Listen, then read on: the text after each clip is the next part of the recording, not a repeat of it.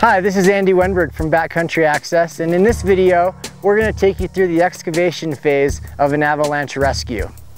Remember, shoveling or excavation is the most time-consuming phase of an avalanche rescue.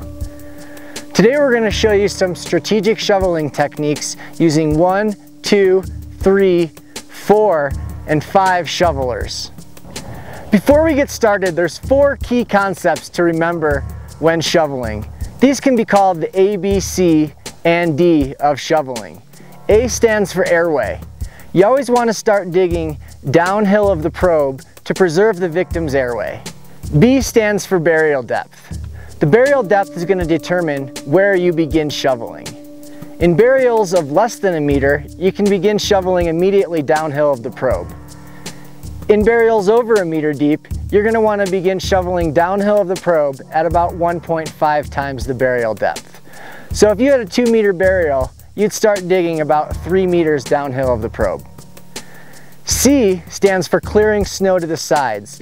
It's really important that you're digging efficiently out there. By moving snow to the sides, you're limiting your movement and your overall fatigue. D stands for digging only once. You only want to have to touch the snow you move once and not have to move it a second time.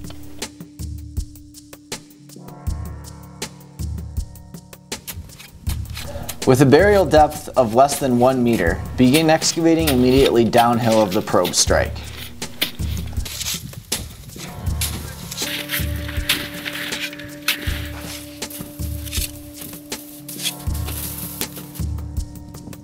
With a burial depth greater than 1 meter, begin excavating downhill at 1.5 times the burial depth.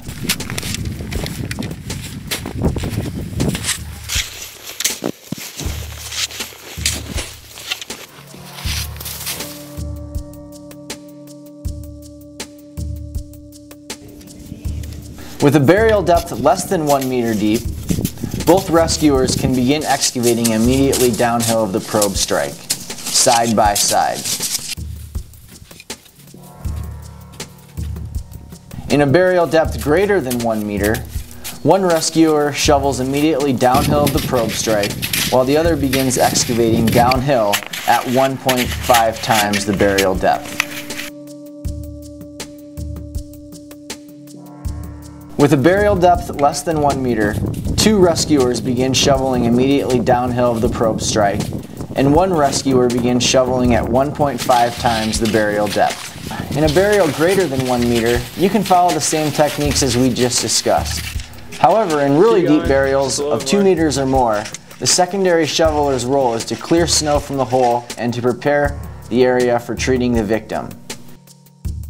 With a burial depth less than 1 meter, 2 rescuers begin shoveling immediately downhill of the probe strike, and 2 rescuers begin shoveling behind them at 1.5 times the burial depth. With a burial depth greater than 2 meters, you can start with the same layout of manpower as we just discussed. However, once the primary shovelers begin moving snow downhill, you may want to pull one of the secondary shovelers out of the hole. In a burial depth less than 1 meter, 2 rescuers begin shoveling immediately downhill of the probe. 2 rescuers begin shoveling downhill of the probe at 1.5 times the burial depth, while the 5th shoveler should prepare the site for first aid and evacuation and rotate in as the primary shovelers get tired. By remembering and practicing these strategic shoveling techniques, you are preparing yourself for greater success if an avalanche rescue situation happens to you. For additional information or questions, please visit backcountryaccess.com.